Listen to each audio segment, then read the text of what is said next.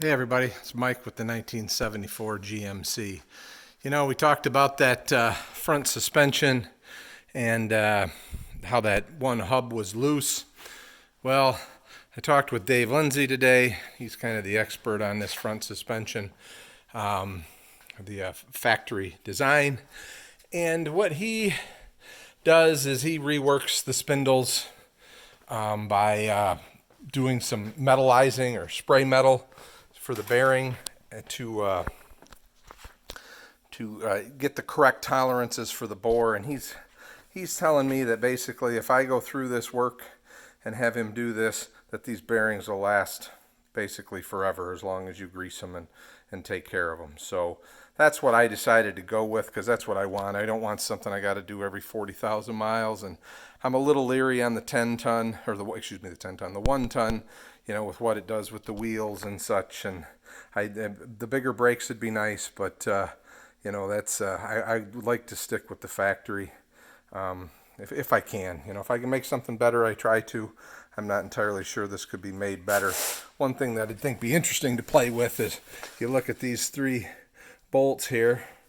You know, if you could get like a modern hub style bearing that would go there, that would fit there, that would certainly be interesting. But you know, getting everything to line up, brake and everything else, it is difficult. The only nice thing about that type of bearing is, you know, anybody can change that bearing.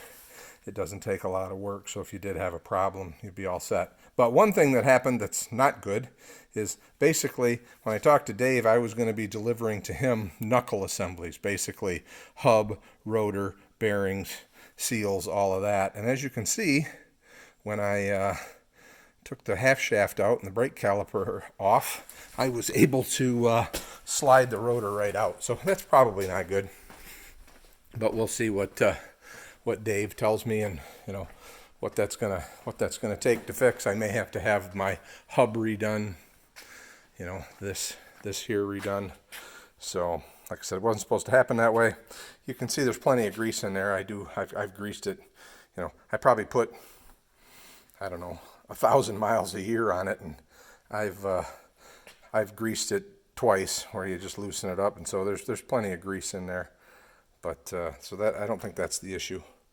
But you can see that this slid right out, and that's not supposed to happen. So when we get the rest of the knuckle out, I'll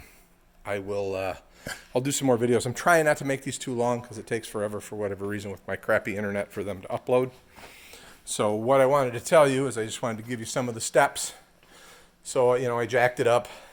I took the cotter pin and the axle nut off, removed the caliper.